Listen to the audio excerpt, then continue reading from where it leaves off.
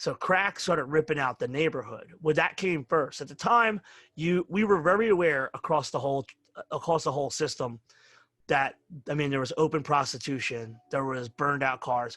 If you see the first two Rockies, that neighborhood is right where all that drug shit is now. So at the end of the 70s and early 80s, it wasn't as bad as it got. What happened is the drugs, the lack of jobs, and the overall fuck it doesn't matter if it happens in Kensington, drove the neighborhood people away from the neighbors.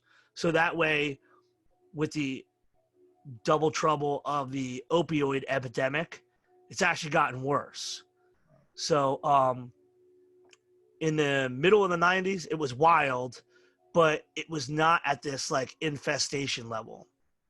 It wasn't until the beginning of the 2000s, but really sort of kicking up around 2010, and it's orchestrated to push gentrification.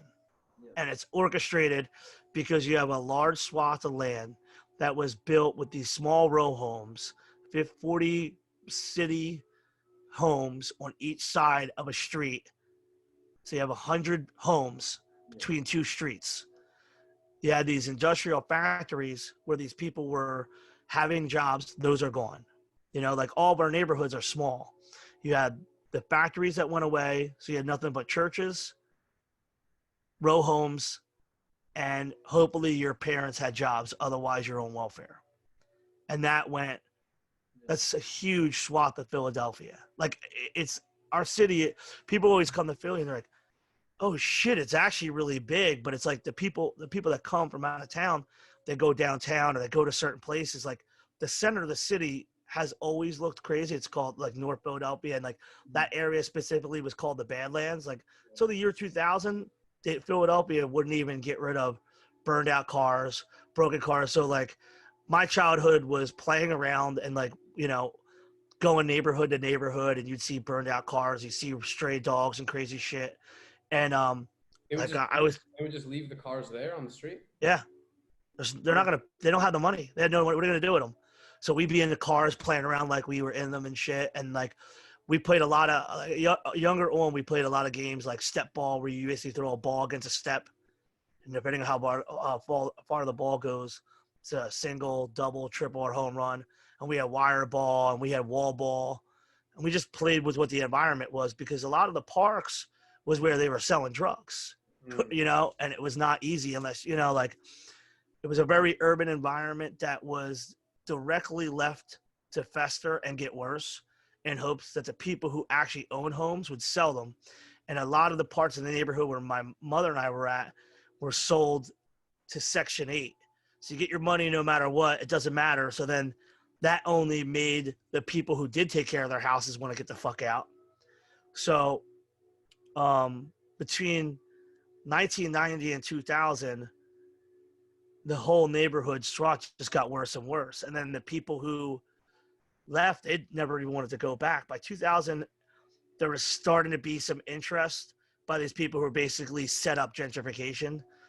I believe they're called like the New Kensington Development Company. And their whole point was to bring in all the bullshit gentrification with no help to the neighborhood. So most of the people who are living in Kensington now, and Fishtown, and Port Richmond, and Frankfurt, a lot of these people aren't even the people that were there 20 years ago. They're the, you know, like, they haven't been there 40 years. There are people that are still there, but not as many, because a lot of people who could get out got out. Everyone else died, went to jail, and now these newer people come in, and they're just as crazy, or they're just a trap, you know. And it's just there to expose and get more people away. That's why the L Stop Somerset was always bad, and you never got off at that street, you know. But like later on, as I, you know, went from being like a kid to like a teenager, I moved back straight up in Kensington. So I had to walk all those blocks. And I would see it. And throughout my 20s into my 30s, I was living in Kensington, Port Richmond area the whole time. And it just got progressively worse. You'd see hookers eating out of trash. You'd see a couple people doped up. And then in 2012, 13, they were straight up just starting to live right out in the street. Now, what happened recently, which is another huge fucking reason why you see everybody out in the streets, gentrification had come in. Houses are literally going, I'm not exaggerating, you could buy a house for $8,000 in 2002. Those houses were renovated and sold for $300,000. No. They use this out of state investment from people from New York who just were buying up houses with a 25-year tax abatement. So as this $300,000-$400,000 house, white people start showing up. They're like, oh, we shouldn't have all these people living on this abandoned railroad track. Ipso facto, they get the railroad tracks cleaned up. And now the motherfuckers all over the street living under. There's a railroad track that was used to bring items, like industrial items, across through the city and down to the river to the ports. We have a huge river port not far from there.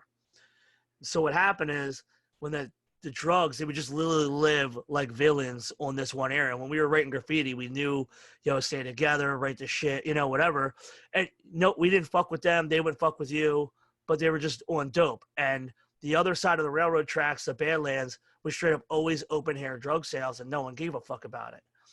These fucking people from out of town buying $400,000 row homes. Oh, we need to do something. So they cleaned up the railroad tracks, and they literally spilled the mess all over. And that's why you see it now.